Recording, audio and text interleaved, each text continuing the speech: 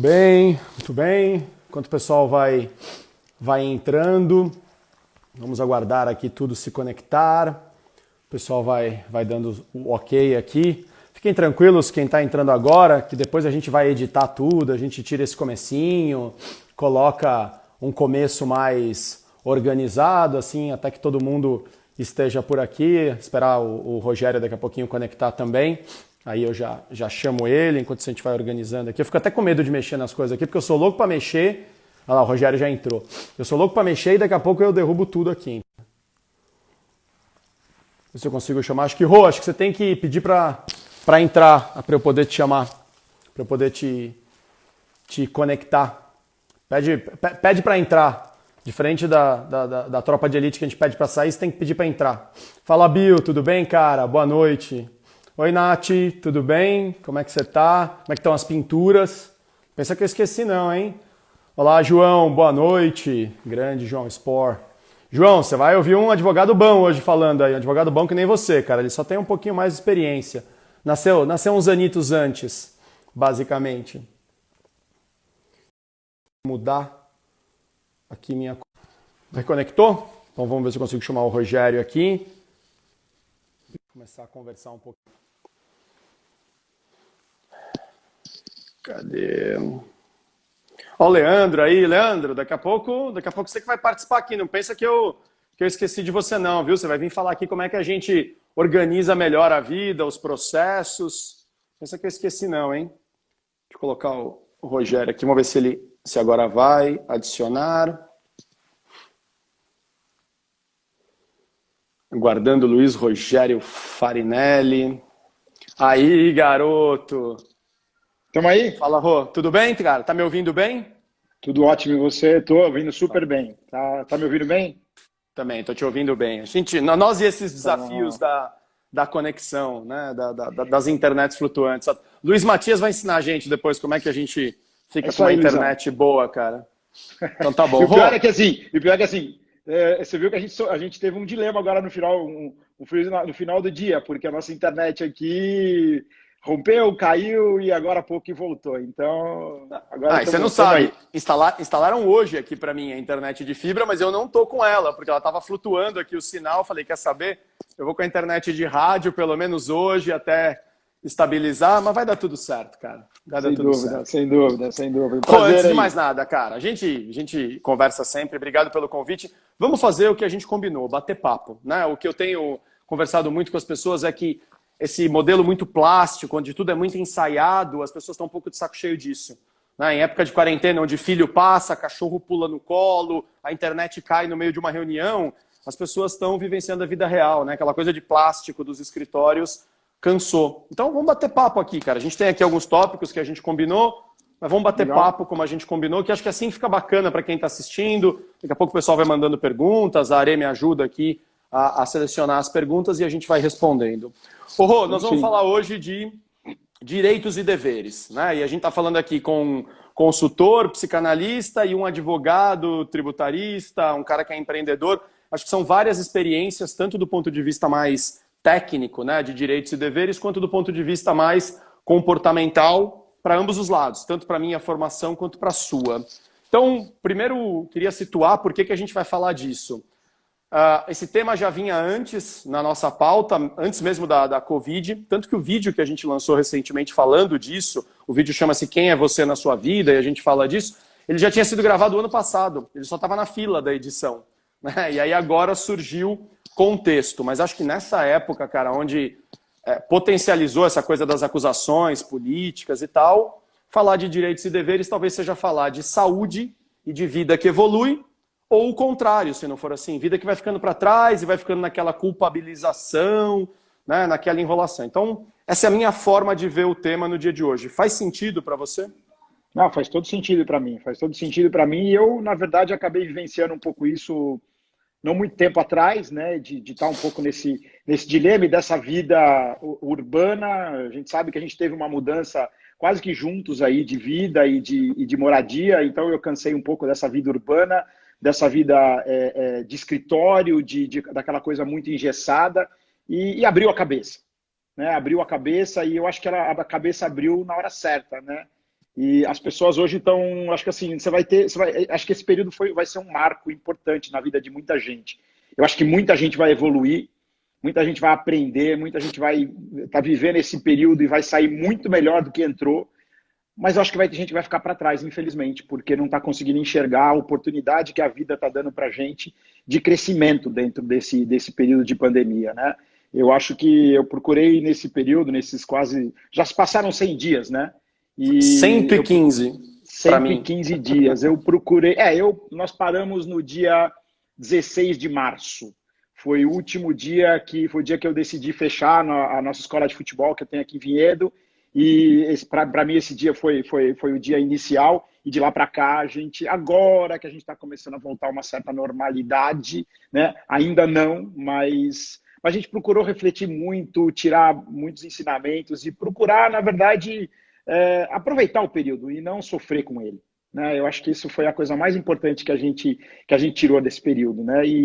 Cara, olha assim, eu olho pelo seguinte: se daqui, sei lá, 30 anos, se Deus quiser, a gente vai estar aqui, a gente vai poder falar assim, vivemos um período histórico.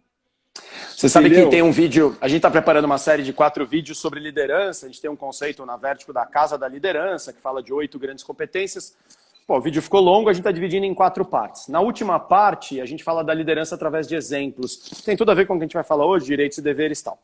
Mas eu lembrei disso porque uma hora eu faço uma linha do tempo rapidinho ali, porque o vídeo não é sobre isso, das gerações, né? Eu começo lá nos veteranos, que são os nascidos no pós-Primeira Guerra Mundial. Na verdade, eles nasceram entre 2 grandes guerras e tal. Aí depois o Baby Boomer, aí a geração X, que é a nossa, a geração Y, a geração Z. E aí chegou uma hora, cara, que eu pensei, pô, será que a próxima geração a gente não vai chamar de geração pós-Covid? Será que a gente já não tem uma mudança social que vai começar a formar, portanto, uma nova geração? Já que a geração não é nem tanto baseada em cronologia, e sim muito mais baseada em contexto social, né? Eu fiquei pensando, o que é a geração pós-Covid? Eu fiquei pensando se não é uma geração que vai trabalhar com distanciamento. Mas um distanciamento que pode ser ruim por um lado, mas pode ser bom por outro. Pode fazer com que eu tenha que olhar para dentro de mim e realmente entender, assim, quem sou eu? E aí, mais do que o genérico desta pergunta, é entender definitivamente que para onde eu for, eu vou ter que me levar, né? Exatamente. Eu gosto dessa expressão. Para onde eu for, eu vou ter que me levar. É isso aí, é isso aí. E qual versão de mim eu vou levar? A minha versão cansada, a minha versão cheia de crenças limitantes, a minha versão que continua exigindo que o mundo me sirva, ou eu vou levar uma versão mais evoluída de mim, né? Porque para onde eu for, posso trocar de sexo, posso trocar de nome, posso trocar de ideias, mas para onde eu vou, para onde eu for, eu vou ter que me levar, né? Bom, deixa eu então fazer uma coisa aqui. O vídeo lá de quem é você na sua vida fala, né, de papéis, fala de protagonista e vítima, mas ele também propõe, né, um outro eixo, né, como a gente fala, que é o eixo dos direitos e dos deveres. Então, quem é você na sua vida? Se você é o cara que é o protagonista ou a vítima, e se você é o cara que branda direitos ou branda deveres. Então, conta um pouco quem é você, conta um pouco da tua história. Eu acho a tua história tão rica. Conta um pouco dessa jornada e o que a tua jornada tem a ver com direitos e deveres. Bom, eu vou contar um pouquinho. Eu tenho 55 anos, sou casado, né? Tenho 3 filhos. Uma menina, Amanda, que está com 24 anos, está se formando agora neste semestre, inclusive durante a pandemia, em medicina veterinária, né? Vai se especializar em pequenos animais, especialmente em felinos, já está inclusive fazendo especialização em felinos. Tem o Tiago, de 12 anos, e tem a Helena, de 6 anos, e eu sou casado com a Raquel. Sou formado em administração de empresas, ciências contábeis e advocacia. E não digam que eu gosto de estudar, mas é que, na verdade, eu fui vendo que na minha vida era importante você fazer certos cursos e ter certas formações, até para você poder exercer dignamente e exercer de uma forma correta a profissão. Né? Eu comecei minha carreira muito cedo, eu comecei a trabalhar muito cedo, comecei a trabalhar com 15 anos de idade, quando meu pai... eu me lembro que eu ia tentar entrar na Escola Técnica Federal, ali na Ponte Pequena, né, ali perto atrás da Portuguesa, que era o clube que eu frequentei a minha vida inteira, a famosa Lusa, e eu não conseguia entrar. Não conseguia entrar porque eu estudei suficientemente, enfim. E aí meu pai ia me colocar numa escola particular, na região onde eu morava, na Zona Norte. Eu falei, não vou estudar na escola particular, eu vou estudar à noite e vou trabalhar. E comecei, né? Com 15 anos, fui estudar à noite, numa escola também ali em Santana, pública. no Derville Alegrete, fazendo já o curso técnico, né? Então eu fiz o científico, vamos chamar assim, né? Que era no passado. Acho que é o científico, era um curso técnico. Depois, enfim, entrei numa faculdade de ciência da computação, que naquela época era revolucionária, né? Revolucionário, e que não é absolutamente nada do que é hoje, né? O computador, provavelmente, que a gente estudou no primeiro ano da faculdade, ele deve caber, acho que não cabe na sala aqui da minha casa, porque, assim, era um computador gigantesco, né? E fiz um ano só e não gostei. Não gostei porque eu vi que aquilo não era meu caminho, porque aí até fui estudar fora de São Paulo, morar na casa dos tios muito queridos, né? Que eu tenho ótimas lembranças do período que eles me acolheram na casa deles. E aí fui trabalhar de novo, aí entrei na faculdade de administração, trabalhei numa companhia sueca de telefonia, que é a Ericsson. De lá eu fui para uma empresa de auditoria, fiquei 5 anos numa empresa de auditoria e recebi o convite para trabalhar num escritório de advocacia, consultoria recém-formado, recém-inaugurado, né? Nesse escritório, eles tinham uma característica de trabalhar muito com a área tributária. Eu precisava entender de contabilidade, eu já entendia de contabilidade, mas não era formado. E aí veio a necessidade de fazer o curso de Ciências Contábeis. Fiz o curso de Ciências Contábeis. E lá fui fazer mais 2 anos de Ciências Contábeis, depois de ter feito 4 anos de administração. Me formei como contador, continuei minha carreira dentro do escritório, me tornei sócio logo em seguida, 3, 4 anos depois que eu estava no escritório. E depois, no meio do caminho, no meu primeiro casamento, a gente começou a fazer o curso de Direito juntos com a minha ex-esposa. E eu segui o curso de Direito. Por quê? Porque eu advogava, não sendo advogado. Eu trabalhava com direito tributário, mas eu não era advogado. Uhum. E o advogado, não sei se você sabe, já deve ter ouvido falar essa expressão de rábula. Né? O rábula é aquele rábula? Que... Não, é não o conheço. É o que exerce a advocacia sem ser advogado. Né? E aquilo me incomodava um pouco, né? Embora eu era consultor, eu trabalhava muito mais olhando a parte contábil, a parte... porque o tributarista ele tem que entender, óbvio, ele entende do direito tributário, mas se ele entender de números, ele é um profissional muito mais diferenciado do que o tributarista que não entende de números. Porque tributos pagar imposto, são números, né? Então, se você é um tributarista, um advogado tributarista que entende de contabilidade, você está um passo à frente dos demais. Uhum. Então, e aí eu fui me formar em Direito, me formei em Direito já com 42 anos de idade. Quase que uma escolha de uma nova carreira, por mais que você exercesse, mas você foi fazer uma formação quando muita gente já estava pensando em, como é que eu já preparo meu pé de meia, aí você resolve se meter numa faculdade molezinha, que é o Direito. Foram 5 anos, né? A minha esposa me ajudou bastante, porque a gente tinha que fazer um outro trabalho, a gente fazia juntos, ou ela fazia um pedaço. Mas foi legal, porque foi um período que assim, eu já era maduro, já estava na faculdade, já estava no escritório, já era sócio do escritório. E eu lembro que quando tinha algum trabalho para fazer, isso é uma coisa curiosa, o pessoal sempre me escalava para falar o trabalho. Eu falava, tudo bem, eu não faço trabalho. Vocês me mandam 2 horas antes de apresentar, me mandam o que vocês fizeram e deixa que eu apresento. Não tem problema nenhum. E assim ia. Então, passei os meus 5 anos de faculdade praticamente apresentando os trabalhos de todo mundo, né? E foi legal, porque eu sempre falo que o curso de Direito ele deveria ser um curso muito obrigatório para muita gente, porque ele te ensina muita coisa. Ele te traz uma riqueza de coisas que, se ele fosse um pouco mais light, fosse um pouco mais, vamos dizer assim, mais objetivo, né? E não tanto ficar enfiado nos livros e tal, as pessoas, todo mundo deveria saber, né, de Direito, porque até para a gente falar um pouco desse tema que a gente está conversando hoje, né, de direitos e deveres, porque tudo está dentro do direito, né? Quando você vai na Constituição nossa, está tudo lá, Constituição americana, francesa, alemã, então assim, eu acho que o curso de direito... Mas peraí, deixa eu te pedir só uma pausa. Quando a gente fala aqui de direitos, até o próprio curso tem esse nome, né? Formação em direito, a gente pode chamar a profissão de advogado, mas a graduação chama-se graduação em direito, correto? O indivíduo vira bacharel em direito. Em direito. Eu acho que aí já começa uma certa confusão, porque quando a gente fala de direito, parece que primeiro a gente tem privilégios para depois a gente ter responsabilidades, quando é o contrário. O direito talvez ensine que primeiro nós temos deveres para depois a gente ter privilégios. E não porque isso seja bom ou ruim. Eu tenho uma ótica que eu acho que, na verdade, nenhuma sociedade se sustenta se nós tivermos mais direitos do que deveres. Talvez a gente tenha que ter em parâmetros igualitários, né? Talvez não possa também ter muitos deveres sem direitos, senão a gente não se estrutura. Mas como é que fica, por exemplo, na sua ótica, até como advogado, uma sociedade onde a gente tem muito mais direitos do que deveres, no sentido de privilégios sobre responsabilidades? Eu acho que assim, e aí para mim tem uma coisa que, depois que você começou a falar do tema, eu fui refletir um pouco, até para a gente poder, né, eu traçar um plano para a gente poder conversar. E aí eu comecei a olhar, e onde que eu fui buscar a minha primeira inspiração para a gente conversar? Na Constituição. Boa, que acho que a maioria talvez nunca tenha lido, né? Você vai lá no artigo 5º da Constituição brasileira, né? Primeiro só contextualizando um pouquinho, e aí eu vou fazer um paralelo um pouco da Constituição brasileira e da Constituição americana. Que os americanos, por mais que a gente tenha... Eu tenho muitas restrições ao país, às pessoas, embora eu goste de ir para lá, eu gosto de passear, gosto de ir da Disney, gosto de algumas praias, né? Enfim, eu adoro, eu gosto de ir para lá. Não vou dizer que eu não gosto, mas eu tenho algumas restrições com relação à forma como a sociedade leva o dia a dia. Porém, é uma sociedade muito organizada. Se você pegar a Constituição americana, eu anotei aqui, ela é de 1787.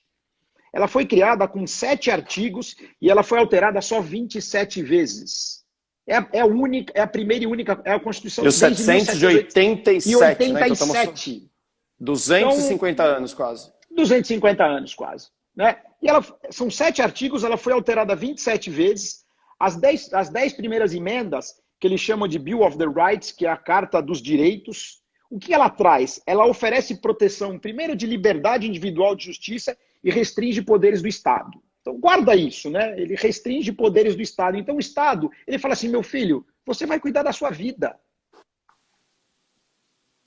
Já a Constituição brasileira, nós estamos na 7ª ou 8ª, ninguém sabe direito se a gente está na 7ª, 8ª ou na 6ª, na 7ª, mas se a gente considerar todo o período da República, acho que é a 8ª. A última foi a do Ulisses Guimarães, então, né? A última foi a de 1988, 5 de outubro de 1988. Lembra, a Constituição americana, 7 artigos, né? Desde o começo. A brasileira, 250 artigos. Não parou aí não, tá? Ela tem 114 artigos no atos das disposições constitucionais transitórias. O que será que é isso, né? Você pode explicar? Porque eu sou um cara de humanas. Foram ajustes que eles foram fazendo e são disposições transitórias que trouxeram por conta das constituições anteriores. Né? Então, se você for ver, são 364 artigos, trazendo para o Estado um poder absoluto. Então, quando você traz para o Estado um poder absoluto, as pessoas se acomodam, porque falam assim, o Estado vai cuidar de mim. Todos os meus direitos estão lá dentro. Aí, quando você e aí a gente está falando aqui de direitos enquanto benefícios, né? Eu numa posição um pouquinho mais passiva. Mas não é só benefícios, Dan. Eu acho que é em todos os sentidos. Aí quando você pega no artigo 5º da Constituição, que ele fala dos direitos e deveres individuais e coletivos, ele fala assim, ó, todos são iguais perante a lei. Eu estou lendo aqui só para... sem distinção de qualquer natureza, garantindo-se aos brasileiros, aos estrangeiros, residentes no país, a inviolabilidade do direito à vida, liberdade, igualdade, segurança, propriedade. Você podia parar aí. E aí vem, nos seguintes termos, sabe quantos incisos tem? 78. Cara, é um bocadinho, assim, haja memória. Como que eu vou saber quais são os meus direitos e deveres em cima de 78 incisos? Então tá tudo errado. Tá tudo errado. Ou seja, então assim, agora eu vou puxar a sardinha pro meu lado aqui. Vamos considerar que vou assumir a premissa de que realmente é uma Constituição complexa, que dá poderes demais para o Estado, complexa até para ser entendida. A gente tem 2 alternativas. Ou a gente se submete a isso e pode ficar numa posição passiva, porque o governo não vai cuidar da gente, não dá, não tem nem arrecadação suficiente. Não vou nem entrar no mérito da corrupção, porque está errada a corrupção, mas mesmo que tivesse tudo certinho, temos um problema de arrecadação, ainda somos uma economia em desenvolvimento, etc. E aí, a outra alternativa é, a despeito de todos os meus deveres e a despeito dos direitos, e eu tenho que brigar por direitos, porque quando você fala assim, podia parar ali e podia ser aplicado esse direito, né? Porque, além de tudo, boa parte do que está escrito ali não é nem oferecido ao cidadão. Veja o que a gente está tendo ali no movimento todo de Black Lives Matter, algo que não deveria, no mundo honesto, justo, não deveria nem ter que ser brigado por isso. É simples. Somos todos seres humanos. Parou por aí, ponto. Agora vamos discutir as necessidades de cada um. Não, a gente ainda tem que dizer, ainda temos que lembrar as pessoas que racismo é crime, que preconceito já foi criminalizado nesse país, acho que desde a década de 90, com mais clareza e tal.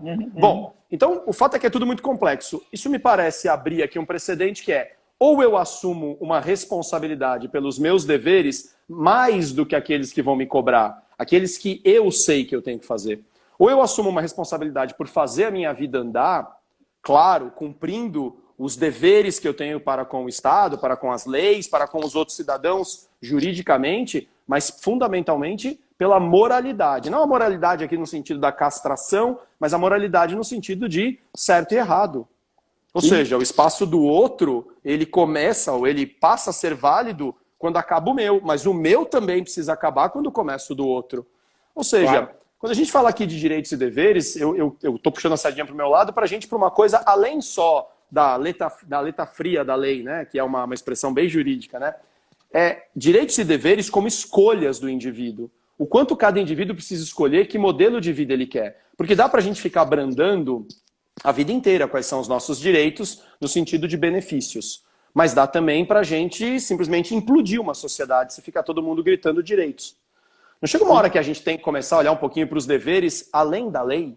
Os deveres morais que cada um tem que exercer como cidadão, como marido, esposa, colega, pai, filho, amigo, empreendedor. Pô, quem foi que escolheu abrir o negócio? Não fui eu. Eu tenho que assumir a responsabilidade pelas escolhas que eu fiz. Claro, acho que é essa expressão que eu quero te provocar. O quanto além do direito, a gente precisa entender que o dever é o dever de assumir as responsabilidades das escolhas que eu fiz na minha vida, muitas vezes. Então, mas onde eu quero chegar, Dan, é que é o seguinte, quando você acaba dando direitos demais, você trazendo uma responsabilidade muito grande para você, as pessoas se acomodam. Então, eles só querem direitos, direitos, direitos, direitos, direitos, e não sabem dos deveres deles. É como aquele pai ou aquele patrão que traz toda a responsabilidade, traz tudo. Não estou dizendo que o pai não tem que ter responsabilidade, ele tem que ter responsabilidade da educação, criação, o sustento até um determinado ponto da vida, mas quando você traz toda a responsabilidade para você, a pessoa que você está sendo responsável, ela fica dependente sua. E ela vai procurar só os direitos e esquece daquilo que ele tem que fazer muitas vezes. E é o que está acontecendo com o Estado. O Estado hoje ele trouxe a responsabilidade inteira para ele e as pessoas esquecem que eles também têm o lado deles, que eles têm que fazer o lado deles. Entendeu? Então, eu acho que assim, é um excesso de direitos e as pessoas esquecem. E eu vivi isso na minha vida, tá? Vivi isso por várias vezes. Tanto do lado daquele que se achava no direito de pedir, pedir, pedir, pedir, pedir. E esquecia que ele tinha o lado dele, dos deveres também, como aquele que assumia a responsabilidade que achava que tinha que acolher o tempo todo. E tinha que ficar batendo nas costas da pessoa o tempo todo e falar assim, eu vou cuidar de você, eu vou cuidar de você, eu vou cuidar de você, eu vou cuidar de você. Colocando o outro como refém. Eu coloco o outro... Exatamente, o cara vira seu refém. E o cara, inclusive, ele chega ao ponto de esquecer que ele tem o direito de mudar. E ele não muda.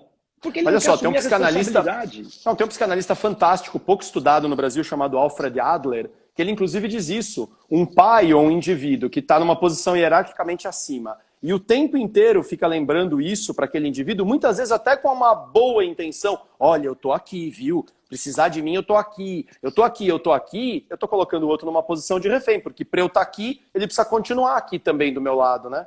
E aí eu não liberto o outro. E tem muitos pais que não libertam os seus filhos.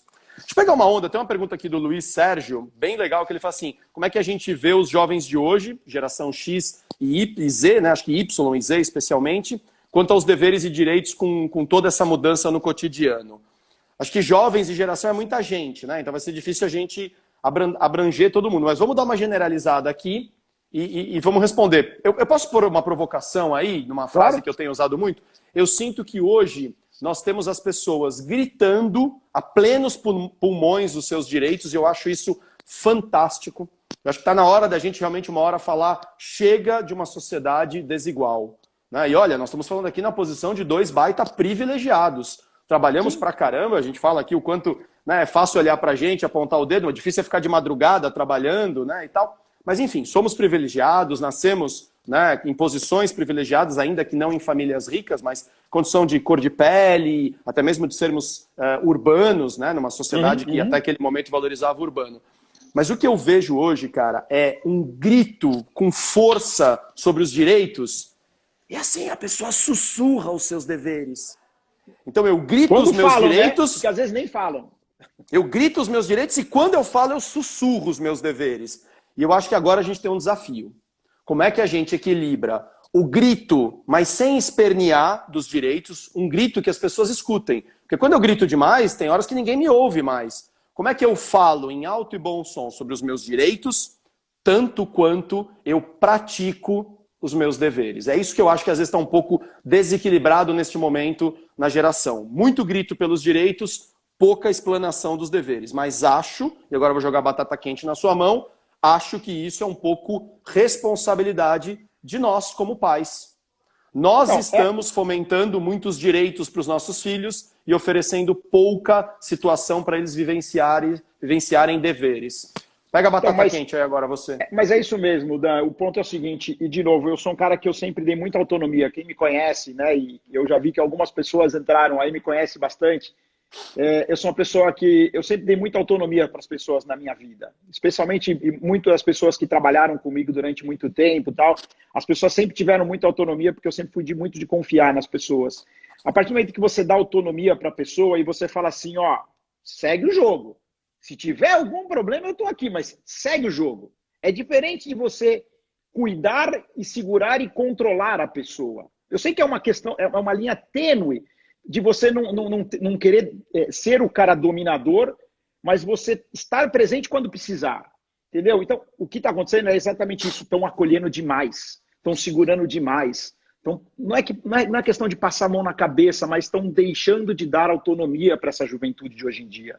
Eles estão sendo... Primeiro que eles são, muitas vezes, carregados no colo o tempo todo, colocados numa redoma o tempo todo, né? Muitos deles... E o que acontece? Eles não têm autonomia. Eles não. Então, assim, quando eles vão gritar, ou aqueles que gritam, muitas vezes não sabem por que estão gritando. A gente cansou de ver nas ruas as pessoas aí se manifestando, protestando, e muitas vezes o cara não sabe nem por que ele está protestando. O cara foi lá porque alguém falou para ele ir. Então, assim, falta para as pessoas, falta para a gente dar para essa juventude mais autonomia e você poder dar o suporte que ele precisa para ele poder seguir a vida dele, entendeu? Foi assim comigo. A minha vida foi assim. Eu sempre tive autonomia, especialmente nas minhas escolhas, né? Nas minhas escolhas de vida, de profissão. E, óbvio, deu certo. Eu cheguei onde eu queria.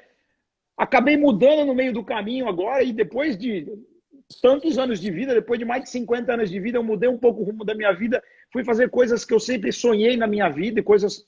Inclusive do ponto de vista profissional, porque eu segui a minha carreira no escritório durante 27 anos e até um determinado ponto que eu resolvi sair. E sabe aquela história que eu contei no começo, que você muitas vezes esquece que você também tem direito de mudar? Você tem direito de ser feliz. Eu acho que de abrir mão das crenças limitantes, né? A principal coisa da vida, quando você fala em direitos e deveres, eu estava pensando também, as pessoas têm direito de ser felizes, em primeiro lugar. E eles esquecem disso muitas vezes. E que para você ter felicidade, é difícil saber o que é a felicidade, para cada um é uma coisa. Mas você tem que estar sujeito a mudanças e você tem que, nessas mudanças, você tem que saber quais são as consequências e assumir as consequências. E é onde entram os seus deveres. Então, a minha mudança de vida foi nesse sentido também. Né? E hoje, não havia garantias que ia dar certo. Nenhuma. Eu não sei se vai dar certo ainda. Eu estou fazendo coisas também que eu não sei se vai dar certo. A escola de futebol, são 2 anos, eu abri uma escola de futebol logo que eu me mudei para Vinhedo. Tem 2 anos, estamos parados desde os dias 16 de março. Não sei o que vai acontecer daqui para frente. Tenho fé e acredito que os nossos alunos vão voltar, eles vão voltar a treinar, eles vão precisar treinar, até por uma questão de saúde, né? De saúde física e mental. Né? Hoje eu até falei com a Secretaria de Esportes aqui de Vinhedo para ver o que eles estão pensando em termos de planejamento. Quero tentar participar junto com eles, com o protocolo de segurança, para a gente poder voltar de uma forma segura, né? No momento Olha só, você colocou uma coisa importante. Você foi até o Estado, né, perguntar, não o que o Estado manda você fazer, mas como é que você pode colaborar. Eu vi aqui uma hora, muito rapidamente, o Cezinha, querido colega, fez uma pergunta assim rápida do tipo, poxa, mas e aí o que a gente faz nessa situação toda, não só dos jovens, mas da sociedade? Dá mais poder para o Estado decidir a nossa vida? Mas, ao mesmo tempo, como é que eu vou falar de direitos se eu dependo desse Estado para me dar esses direitos com tantas leis, né? Como é que a gente sai dessa? Talvez a gente saia dessa se a gente realmente decidir que chega de fazer esse discursinho, que eu acho um discursinho vazio, de que eu não gosto de política não, detesto discutir política. peraí, de qual parte você não gosta da política? Da parte que lhe oferece direitos ou da parte que lhe cobra deveres?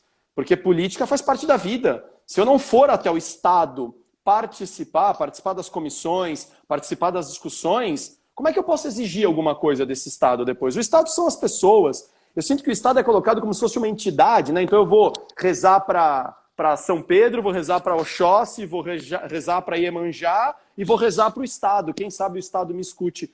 Mas o Estado é feito de pessoas, né? E essas pessoas que querem algo do Estado, elas participam junto com esse Estado? Como é que é ir até o Estado para falar, por exemplo, de um protocolo de abertura? Você tá pondo o seu na reta nesse momento, claro, junto com o Estado. Claro. Até porque a gente sabe, a gente está no dia a dia, né? Então a gente está lá, a gente sabe quais são as necessidades, eu sei qual que é o meu espaço, né? O meu complexo, eu sei como que é, eu sei como que eu vou tratar os meus alunos quando eles voltarem. Né? Então, assim, eu acho que está faltando um pouco isso também, mas isso é o quê? É você não se acomodar. E, de novo, a gente volta naquele ponto que a gente falou lá no começo, né? Quando você concentra demais, você passa demais a mão na cabeça, você segura demais, você protege demais, a pessoa se acomoda. Né? As pessoas, elas são... Eu tenho uma expressão que um grande amigo meu de trabalho, ele me disse uma vez, as pessoas, elas adoram um barranco para poder se encostar. É da natureza humana, de certa forma, né, buscar um senso de proteção. E às vezes o senso de proteção, na verdade, me imobiliza, né? Te mobiliza, deixa de você ter opções, faz com que você não tenha coragem de mudanças, faz com que você não encare os desafios. E a vida é feita de desafios. Né? A nossa vida inteira é feita de desafios o tempo todo. Você é desafiado todos os dias. Na sua casa, no seu trabalho, com seus amigos, o tempo todo. E se você não está preparado para poder enfrentar esses desafios, você não vai em lugar nenhum. Você vai ficar buscando que as pessoas te protejam o tempo todo. Eu sei que tem pessoas que precisam de proteção, mas não exacerbada, e não do jeito que está nos dias de hoje.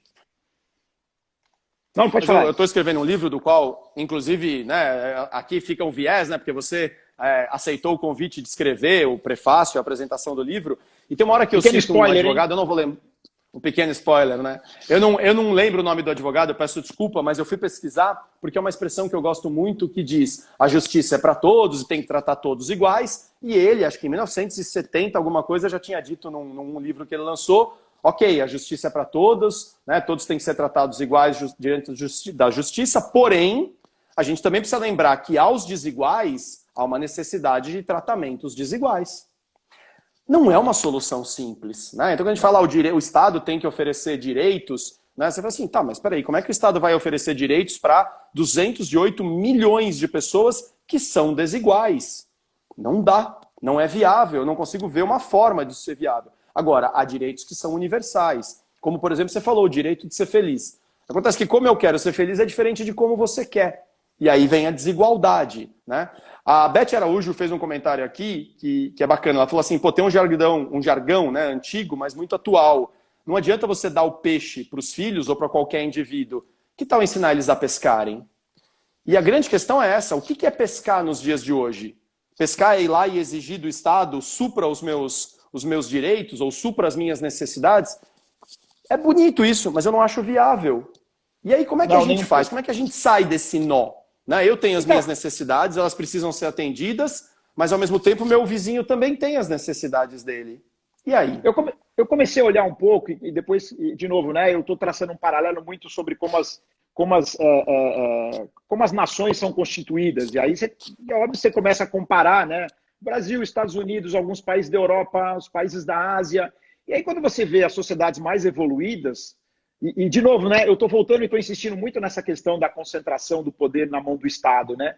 As sociedades mais evoluídas são aquelas sociedades que o Estado deu liberdade para as pessoas agirem, para as pessoas trabalharem, para as pessoas terem a sua vida. E não foi onde as pessoas protetor, onde as pessoas participam mais do Estado. Desculpa ter te interrompido, mas ou o Estado saiu um pouco de cena, ou a população decidiu que ela é o Estado. Não estou falando aqui de anarquia, não é isso. Mas a população consciente entendeu, eu preciso participar da vida pública, eu preciso participar da gestão das cidades, eu preciso participar dos planos. Né? As cidades precisam ter os seus planos piloto sendo desenvolvidos pelos próprios cidadãos e não por meia dúzia de indivíduos. Né? Então, assim, e aí quando você troca, olha algumas sociedades, né? Então você pega, e a gente toma como muita referência o Brasil, o grande problema que a gente tem, né? Da população enorme que a gente tem e de todos os problemas que a gente tem de evolução, de formação escolar, né? De formação empreendedora. Eu acho que nos últimos anos a gente criou a gente tem uma concentração de gente com pouco empreendedorismo nesse país. Alguém comentou aqui agora, pôs nos comentários que as escolas não ensinam empreendedorismo. E eu tenho fé de que, quem sabe, uma das coisas que eu tenho acreditado muito nessa pós-pandemia é que que o Brasil se torne um país de empreendedores, né? A gente vai para o lado financeiro, agora só o fato da taxa de juros nossa no Brasil ter caído muito faz com que as pessoas comecem a arriscar um pouco mais fazer as coisas. E quando você faz alguma coisa, quando você empreende, você faz a roda girar. Porque você vai abrir um negócio, esse negócio tem que contratar gente, tem que contratar um serviço, tem que comprar mercadoria, então a roda gira. E mesmo aquelas pessoas que ficaram com o dinheiro parado no mercado financeiro durante anos, olhando aquele dinheiro crescer, a troco do quê? O que ele gerou de riqueza? Então eu tenho fé de que a gente Para ele um pouco, talvez para a sociedade muito pouco. Nada, Dan, nada. Então, quando você começa a olhar as sociedades, né? Então você pega, e de novo, os Estados Unidos é um país do empreendedorismo, né? Mas porque, de novo, o Estado não é um Estado que concentra. Você pega outros países da Europa que têm um desenvolvimento muito grande e que acabou que se descolou dos demais países, a própria Alemanha, a Inglaterra. Você vai na França, por exemplo, que é um país extremamente protecionista, olha todos os problemas que eles têm. Né? Porque é um país que protege muito as pessoas. Aí alguém fala assim, mas a China é um país comunista. País comunista nada, a China é capitalista. As pessoas lá trabalham, as pessoas têm que ir atrás, têm que trabalhar para poder viver. Né? Então, o país ele controla, mas ele não protege. Né? Você pega a Coreia do Sul lá, que é um boom de desenvolvimento. Então, assim, quando você começa a olhar a organização das sociedades e das nações, você vê que o problema central está aonde você protege demais. Para mim, isso é o que mais me chamou a atenção depois que eu comecei a refletir um pouco da sua provocação. Né? E a gente aqui, Beth, eu pensei isso hoje mesmo. Do pescar, né? Do peixe, do pescar. Do pescar. Entendeu? E a gente não está falando aqui do desproteger, e pelo menos essa é a minha posição, em nenhum momento é o desproteger dos direitos básicos, né? Direito a ir e vir, direito a ser respeitado, não importa quanto de melanina eu tenha na pele, não importa quanto de dinheiro eu tenha na minha conta bancária, não importa se eu sou do gênero X, Y, Z, ou se eu nem quero ser classificado por gênero nenhum. Acho que o primeiro direito é o direito à individualidade. Seja você. Esse acho que é o direito básico. E não é da perda desse direito que a gente está falando. A gente está falando aqui, talvez, de uma quantidade de direitos que se tornaram um cabide de benefícios que simplesmente não é sustentável. E que, do ponto de vista emocional, psíquico, é um problema muito sério. Porque faz com que os indivíduos, e aí a gente pode falar de filhos, mas de indivíduos em qualquer idade cronológica, essas pessoas simplesmente não se individualizam. E para eu me individualizar, significa, portanto, que eu cortei os cordões umbilicais, né, emocionais, com os meus pais, com a minha família, com aquilo que eu espero que os outros criem de barrancos para mim, e eu comece a andar com as próprias pernas. Isso significa que só depois que eu me assumir responsável por mim mesmo, é que eu posso, inclusive, cuidar dos outros. Eu acho que é um pouco do princípio do enfermeiro, que eu ouvi uma vez a Rosana Dório me contar. Como é que eu posso querer cuidar dos outros se eu não dou conta nem de mim mesmo? Né? Ou o princípio do avião, né? Em caso de despressurização, máscaras cairão, coloque primeiro em você, para depois você pôr no outro. Mas se você não assume nem a responsabilidade pela sua vida e pelas suas escolhas, como é que você vai ter condições de cuidar de alguém? Como é que você vai ter condições de proteger alguém? É que aí a gente vê que às vezes não é cuidar, não é proteger, é dominar, é fazer algum tipo de manipulação. Então, aqui não se fala de direitos básicos no sentido de respeito. Fala-se de privilégios, menos privilégios e mais espaço para que as pessoas empreendam. Mas aí eu tenho uma reviravolta para te propor. No momento em que a gente propõe ou desafia as pessoas a serem mais empreendedoras, a gente está chamando elas aos deveres. Né? Porque se eu escolhi ser empreendedor, eu tenho que arcar com as consequências dessa minha escolha. E quando a gente fala de deveres, a gente pode escolher. Eu escolho os deveres que eu quero puxar para mim e até onde eu quero ir com eles. Quando a gente fala de direitos, e quando a gente está falando aqui de alguém que às vezes fica brandando, mas alguém deveria resolver isso para mim, alguém deveria limpar esse jardim, alguém tinha que tapar esses buracos, alguém, eu estou refém dessa situação, porque eu brando os direitos e precisa ver se alguém vai querer atender os meus direitos. Então, quando eu falo demais de direitos, eu não vou demais para a posição de vítima também, e quando eu falo de deveres, eu não me assumo um pouco mais protagonista da minha vida? Sempre, sempre, sempre. Toda pessoa que branda, que brava demais os seus direitos, muitas vezes ele esquece qual é a consequência e quais são os deveres deles. E isso a gente vê todo dia, as pessoas lamentando, mas essas pessoas acabam ficando aquilo que você falou, elas ficam reféns do quê? Daquela situação, daquele patrão, daquele chefe, muitas vezes daquele marido, muitas vezes daquela esposa, entendeu? Muitas vezes do filho ou o filho do pai. Então isso, na verdade, é uma coisa que, e de novo, para mim tem muito mais na questão da autonomia, das pessoas terem autonomia, mas sabendo que aquela autonomia, ela vai ter que assumir a responsabilidade pelos atos dela. Entendeu? Quando você tem quando você toma uma decisão, você tem que estar ciente que aquela sua decisão, ela tem uma consequência, e você vai ter que assumir a consequência daquela sua decisão. Então, de novo, eu estou voltando um pouco para a minha história. Eu, quando tomei a decisão de mudar um pouco o foco, o rumo da minha vida, eu sabia que eu ia ter que batalhar muitas vezes de novo para poder começar a construir coisas que eu sempre sonhei em construir e que eu não sei se vai dar certo, mas eu tenho esperança que vai, porque eu vou fazer com afinco, eu vou me dedicar e vou assumir as minhas responsabilidades em relação a isso. Então eu tive uma experiência recente aqui na escola de futebol que foi muito interessante. Eu recebi um depoimento de um franqueado, né? Eu tenho uma franquia, na verdade, que ele teve outro dia na minha unidade e conversando com 2 colaboradores meus lá. E aí, quando ele veio me falar, ele falou assim, Rogério, eu preciso te falar uma coisa depois sobre o que eu senti lá na sua unidade e tal. E eu falei, caramba, já vem bucha, né? O que será que ele vai me falar? Ele falou assim, cara, eu conversei com seus 2 colaboradores lá, eu achei que eu estava conversando com você. Parecia que eles eram os donos. Em que sentido? Na postura, né? No comprometimento? Parecia que eles eram os donos do negócio. Tamanha a segurança com que eles estavam tratando aquele negócio, que eles estavam me mostrando complexo. Eu vi eles fazendo um atendimento das pessoas. E aí, de novo, né? Eu volto um pouquinho naquilo, né? Você ensina as pessoas, mas ao mesmo tempo você dá liberdade e autonomia para ele agir. Isso, para mim, é o mais importante dentro de um trabalho, dentro de uma convivência. É você dar autonomia para a pessoa seguir com as suas próprias pernas. Você dá as condições, mas dá autonomia para ele. E confia na pessoa. A confiança é outra coisa importante, entendeu? Exato. Em gestão de pessoas, a gente fala muito de dar autonomia com responsabilidade. O que é dar autonomia? É confiar. Mas o que é responsabilidade? É você dizer para ele que ele também vai ter que arcar com as consequências das escolhas que ele fizer. Mas não é arcar com as consequências do tipo, errou, vai ser punido, porque eu dei autonomia para ele, então não tem punição. Tem. Errou, vai ter que consertar. Fez errado, tem que aprender a fazer certo. Isso é autonomia com responsabilidade. O Arilson fez uma pergunta aqui que vai nesse gênero. Falou assim, será que a gente tem que desafiar os filhos desde cedo para que na vida adulta os desafios não pareçam impossíveis? Eu acho que sim, mas vou colocar aqui um pouquinho de técnica e quero te ouvir.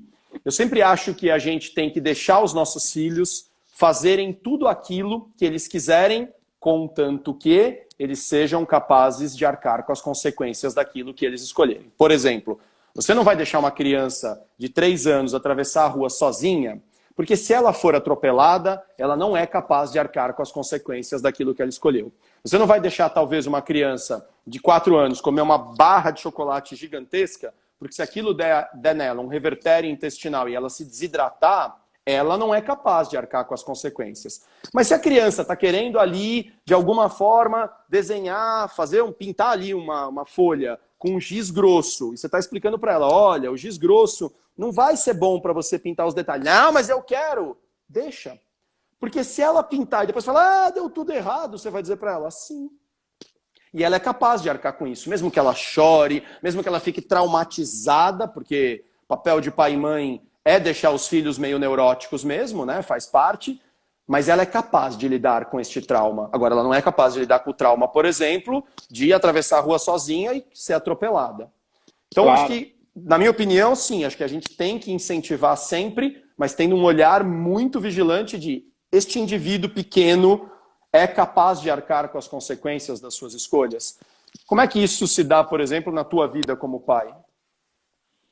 Eu acho que eu acabo às vezes sendo até um pouco mais, não digo benevolente, mas eu acabo sendo até um pouco mais, não é mão aberta, mas eu dou até mais liberdade muitas vezes, mostrando, na verdade, às vezes eu até mostro qual vai ser a consequência. Falar, tudo bem, você vai fazer, mas ó, não é que eu antevejo o que vai acontecer, mas eu falo, ó, saiba que isto aqui eu estou te avisando que não vai dar certo. Mas ele quer tentar, ele tenta, até o momento que começa a te ouvir um pouco. E aí, óbvio que você tem que saber o que você vai, em que momento você vai falar, em que momento que você não vai.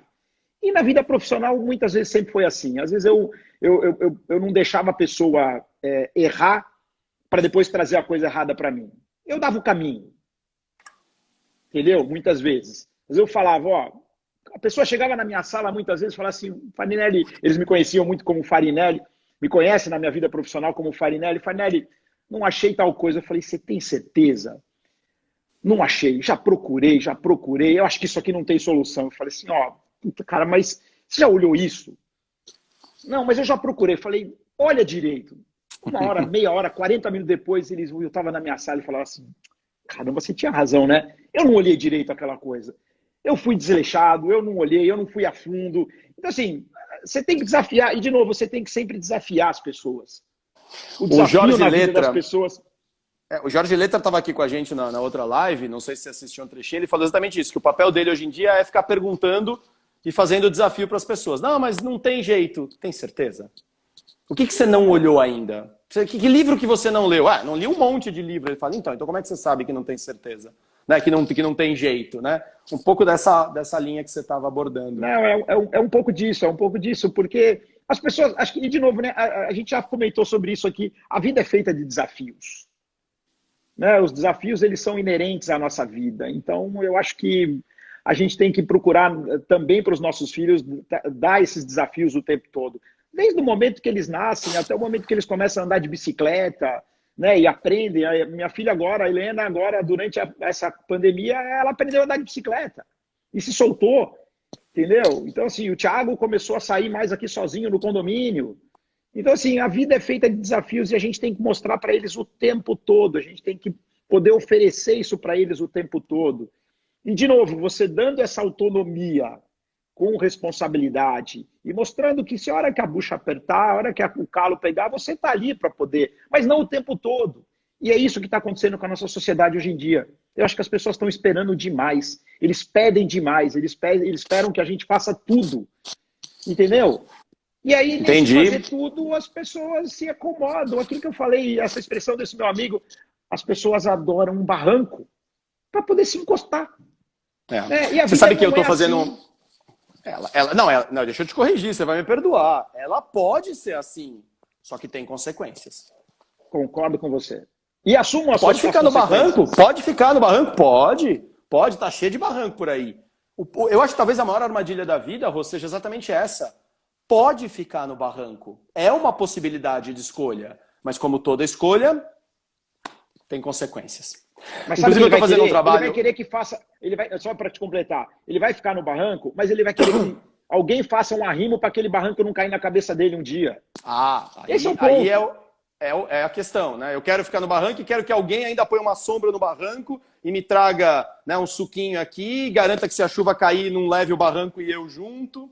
Outro dia eu estava fazendo um trabalho para um cliente nosso da consultoria, da Vertigo 16, e aí estávamos falando sobre a necessidade, foi logo no comecinho da pandemia, sobre a necessidade dos líderes da média liderança assumirem, né, a responsabilidade pela situação, pelo que está acontecendo, e não esperar só que os donos, nesse caso é uma empresa donal, né, uma empresa de sócios, que os sócios, os donos definissem tudo. E uma das coisas que a gente conversando ali estabeleceu é o seguinte, nós precisamos que essa liderança saia de um discurso deixa comigo, ou melhor, conta comigo, sai de um discurso de conta comigo e vamos para um discurso mais deixa comigo. O que isso significa? Conta comigo é passivo. Assim, Rogério, a hora que você precisar de alguma coisa, conta comigo, tá? Me chama. Bacana, ok. Agora, isso é diferente de, Rogério, faz o seguinte, deixa comigo. Essa parte aqui eu faço. Tá? Então, é uma mudança, é um jogo de palavras, mas que na atitude faz toda a diferença. Uma coisa é eu estar ali no barranco e dizendo, Rogério, conta comigo, hein? O dia que você precisar, você me avisa aí, eu saio daqui do barranco e vou te ajudar. Isso é comum, né? Outra coisa é, eu saio do barranco e procuro o que é que tem que ser feito, porque tem coisa que ainda não foi feita e tem que ser feita. E para alguém que escolheu trabalhar numa empresa num período como esse, é simples. Se eu não assumir deixa comigo e eu vou resolver, o conta comigo talvez não dê tempo. Conta comigo, não dá tempo. A hora que eu fui te chamar, quebramos. Né? Tem que ser mais deixa comigo. E aí vem a falta de iniciativa, a falta de disposição para ajudar. Eu acho que isso tem muito, é muito mimimi, é muita conversa.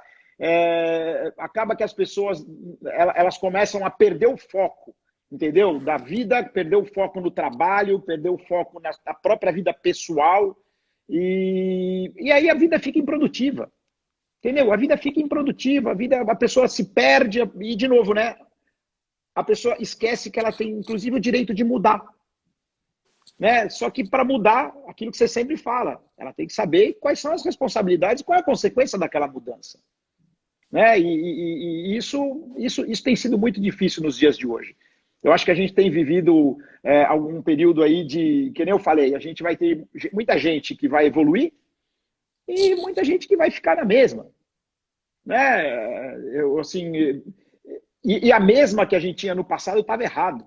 Né? Tem uma escola aqui em Vinhedo, que você deve ter, que é onde seus filhos estudam, que fez um outdoor... Mas eu não lembro da frase. Você lembra mais ou menos como é? O outdoor era mais ou menos assim, eu também não lembro, mas ele era mais ou menos assim. Nós não podemos voltar ao normal.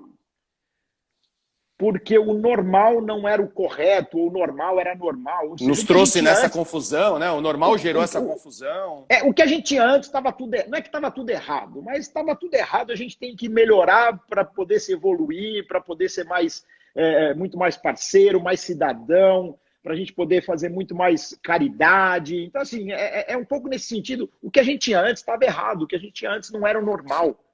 E sabe por que eu acho que estava errado? Quando a gente olha tantos direitos básicos não atendidos, né? E volto a dizer, a gente fala aqui de uma posição muito privilegiada, e é preciso que a gente tenha até a vergonha na cara de saber reconhecer que nós estamos numa posição privilegiada, ainda que a gente não permaneça nela simplesmente pelo privilégio. A gente permanece porque trabalha que nem uns camelos, né? Porque arrisca, porque toma porrada, porque abre coisas que não dão certo, mas aprende com isso e por aí vai. Mas não podia estar certo no momento que você tem tantos direitos básicos sonegados e tanta desigualdade social. Outro dia eu fiz uma live para uma seguradora e antes de começar a live, o diretor estava me contando, o diretor de RH, que eles foram falar com um hospital importante de São Paulo para começar a fazer os testes nos funcionários, porque eles precisam voltar. E esse hospital particular estava com 20% de ocupação dos leitos, enquanto a gente tem hospitais públicos absolutamente tendo que escolher, né? Então, assim, tem alguma coisa errada nesse modelo, não pode estar certo.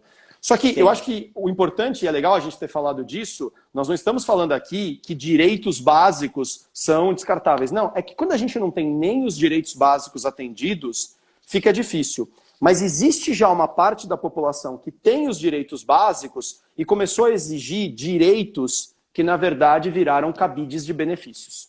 Né? No fundo, eu quero direitos para preservar o meu barranquinho, mas não quero assumir a responsabilidade pelos meus deveres. E aí, quem não tem nem os direitos básicos, cara, não consegue nem botar a cabeça acima da linha da água. Então, eu acho que é preciso ter um pouco de vergonha na cara que o privilégio traz responsabilidade. É isso aí. O privilégio traz mais deveres do que direitos.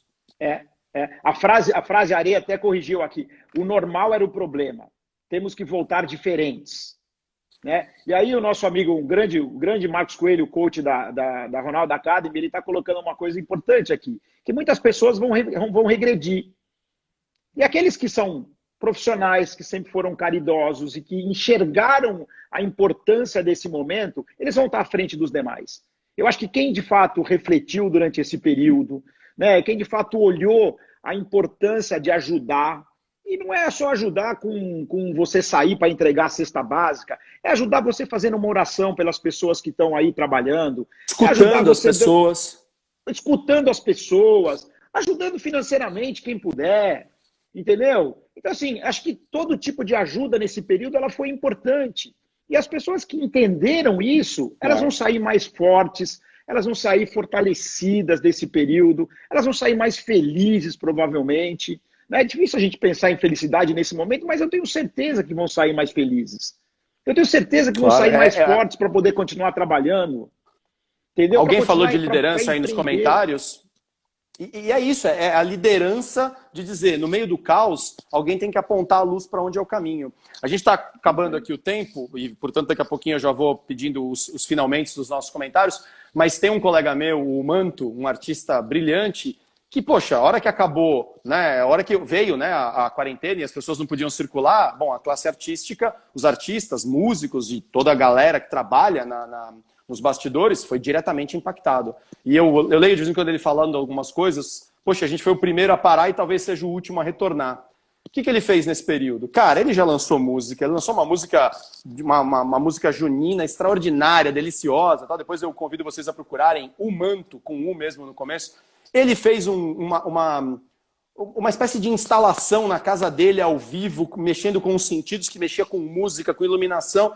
É simples. Ou eu enfrento a realidade, ou a realidade me engole. E qual é a realidade? Não tem palco para ir tocar. Não tem gente que queira ir nas casas de show, ficar num lugar fechado. Então, ou ele se reinventava, ou ele podia ficar o tempo inteiro reclamando, dizendo, que porcaria de Estado que não me acolhe, e ele tá correto, mas não ia mudar nada, porque o Estado ia continuar não acolhendo.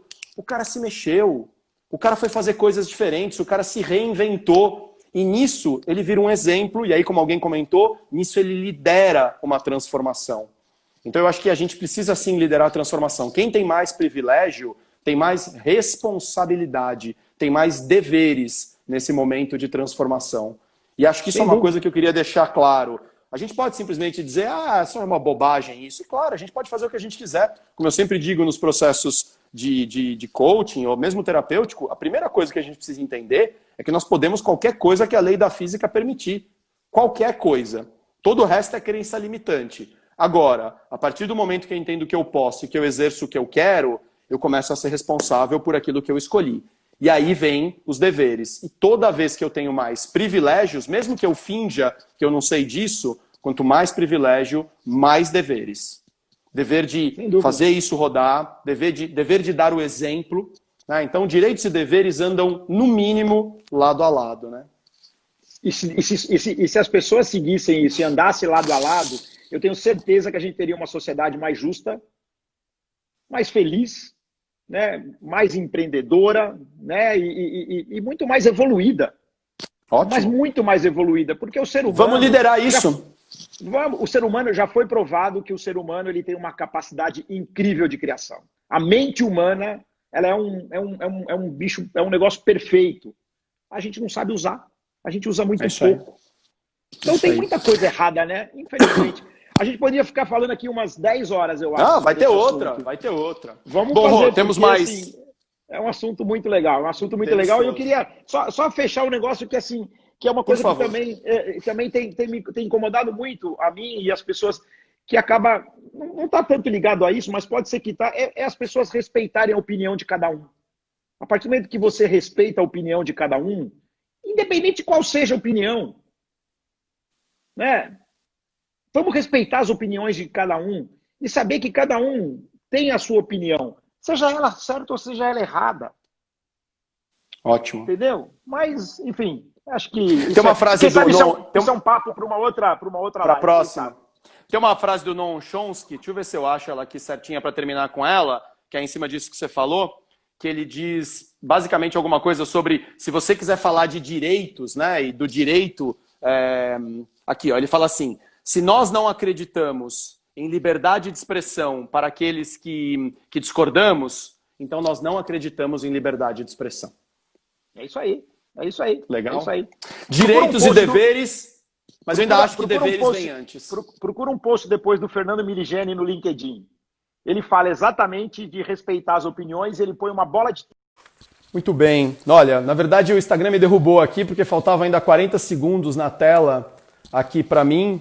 E na hora em que eu fui terminar, eu falei, 40 segundos, né? O Rogério estava terminando ali, estava falando da bolinha de tênis do Fernando Meligeni, e a hora que a gente foi terminar, antes dos 40 segundos, o sistema cortou. Mas a gente vai aprendendo ainda melhor a gerir isso. Agora eu já sei que a hora que ele mostrar que falta 1 minuto, não falta 1 minuto, né? Então quando ele mostrar que falta 2 minutos, eu já sei que falta só 1 minuto. Deixa eu ver se eu consigo chamar o Rogério aqui só para a gente terminar. Eu queria que ele terminasse só a história do Fernando Meligeni. Deixa eu ver se eu acho ele aqui. Daqui a pouquinho ele vai entrar. O Lê já entrou, a Úrsula já entrou, a Tati já entrou, o Felipe já entrou, o Fabi também já entrou. Deixa eu ver se... Deixa eu pedir aqui pelo WhatsApp para ele entrar aqui, só para a gente terminar. Muito bem, quero só que ele termine de contar a história da bolinha de tênis, para a gente até deixar gravado aqui, na hora que a gente fizer a edição. Ele já está aqui. Deixa eu chamar ele.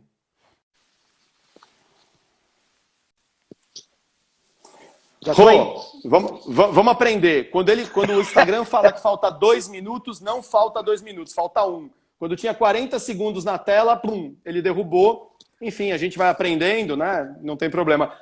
Posso te pedir uma coisa? Termina de contar a história da bolinha de tênis do Fernando Meligeni, né? Porque depois a gente vai pegar os 2 trechos do vídeo, vai editar e vai colocar no YouTube o trecho inteiro, e aí pelo menos tem a parte que você comenta. Então, recomeça aí quando você estava falando da história dele. Era um post que ele colocou no LinkedIn, onde ele falava exatamente do que está acontecendo, não só nesse momento, questão política, questão racial, questão de identidade de gênero, enfim. E as pessoas não respeitam muito a opinião de um e de outro, né? Então, tem até uma coisa interessante que, assim, eu já tive cachorro em casa, tal, mas aqui na minha casa o pessoal não gosta, né? Simplesmente não gosta de ter cachorro. E você tem uma filha veterinária, hein? Eu tenho uma filha veterinária que tem 2 gatos, porquinho da Índia, adora animais, tudo bem, mas respeito, não tem problema nenhum. Eu respeito todo mundo que tem. Só que hoje em dia, você não gostar de um animal é quase que um problema. Porque você é um monstro. Né, você é um monstro. Como você não gosta de animal, tal, não sei o que e tal. Mas, enfim, isso é só um detalhe, porque o Fernando Meligeni colocava exatamente essas questões que as pessoas estão discutindo demais e não respeitam a opinião dos outros. Ele botou uma foto de uma bola de tênis, de uma partida, numa quadra de saibro, em que a bola bateu, e aí você não sabe direito se ela está em cima da linha e se ela está fora da linha. Então, se a bola foi dentro ou se a bola foi fora. E ele perguntava, essa bola foi dentro ou essa bola foi fora? E assim, ele é um cara, tem muitos seguidores no LinkedIn e tal, não sei o que e tal. E assim, o nego falou que foi dentro, que foi fora, que foi dentro, que foi fora. E ninguém discutiu. Né? E aí o contexto dele era assim, tá vendo como quando é um assunto tão... Né, as pessoas respeitam o outro. Então vamos olhar para as outras coisas também, né? E respeitar, né, aquele que tem uma opinião política de um lado e aquele que tem uma opinião política do outro. Né? Aquele que gosta de gato, aquele que não gosta de gato.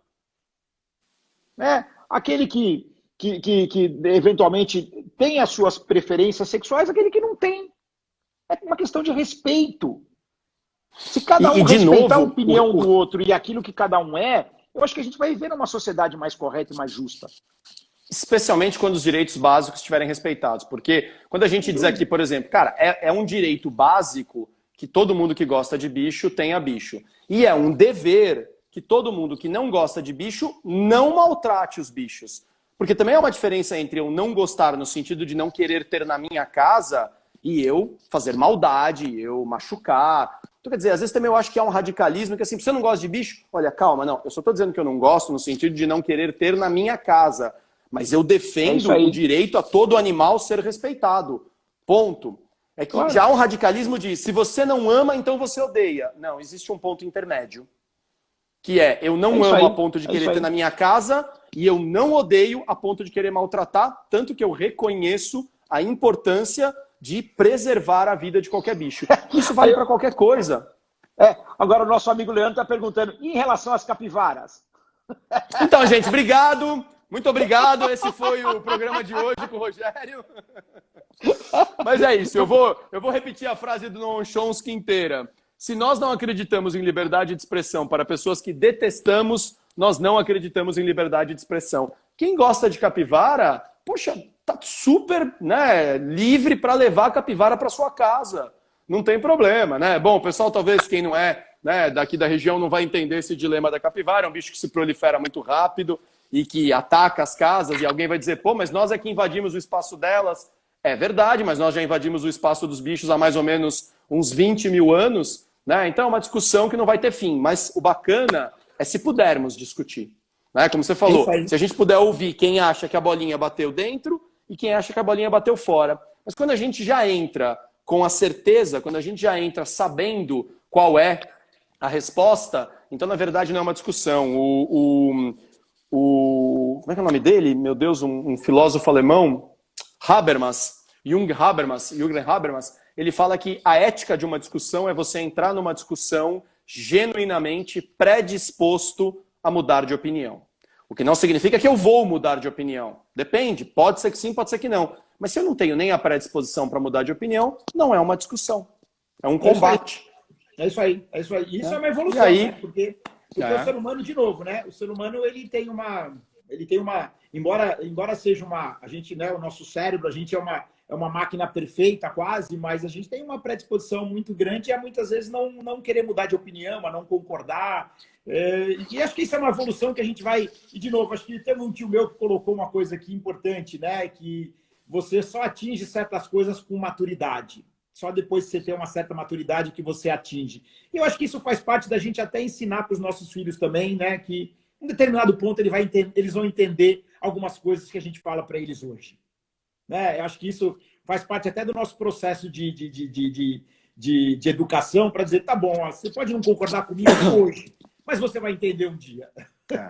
Então eu vou fechar dizendo o seguinte, é um direito dos jovens serem meio inconsistentes e incoerentes. O Daniel Singer diz no livro dele, Brainstorm, que inclusive neurologicamente, anatomicamente, os jovens não têm o seu cérebro, o equipamento formado antes dos 22, 23 anos, especialmente a parte aqui atrás da testa, o córtex pré-frontal, que toma decisões ponderadas, que racionaliza, que analisa. Então os jovens têm o direito de vez em quando, serem meio, né, ansiosos e impulsivos, e nós já fomos jovens, e nós, que temos um pouquinho mais de maturidade, quem tem mais do que nós ainda, quem tem mais privilégios, tem o dever de respeitar isso e de orientar.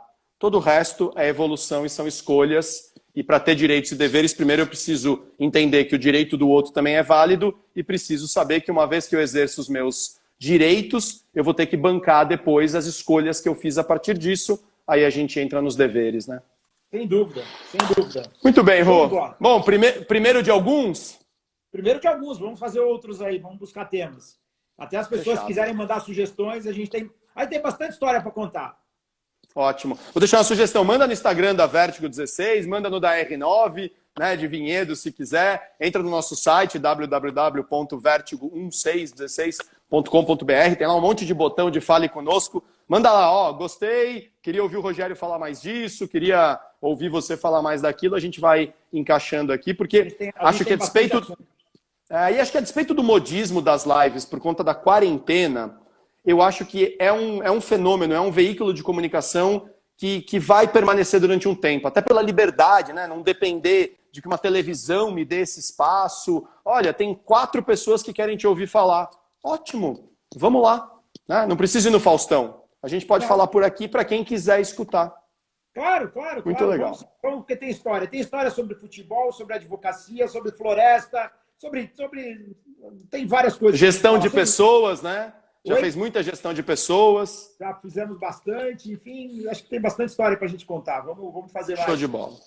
Eu vou agradecer todo mundo, bastante gente entrou, bastante gente comentou, queria agradecer de coração. Muitos amigos, né? Afinal, quem tem amigo não morre pagão, né? Então, obrigado aos amigos que entraram, fizeram perguntas, comentaram. E, Rô, mais uma vez, obrigado por tudo que você me ensina, obrigado por responder tantas perguntas que eu te faço no dia a dia. Um privilégio, e sendo um privilégio, eu tenho agora a responsabilidade de estar à altura desse privilégio. Não, valeu, cara. Eu aprendo todos os dias com todo mundo, inclusive com você, eu aprendo muito. Que nem a gente brinca, que a gente conversa muito, a gente concorda, discorda, mas no final nos tornamos, nesses últimos 2 anos e pouco, aí, grandes amigos e irmãos, e acho que foram coisas que a vida me trouxe, fruto dessa mudança, né? A gente teve uma mudança de vida importante e eu acho que fruto dessa mudança fez a gente evoluir e a gente vai evoluir cada dia ainda mais. Com certeza, se Deus quiser. A coragem, né? A coragem de escolher e arcar com as consequências das escolhas, inclusive consequências boas, né? É isso aí. Valeu. Show de bola.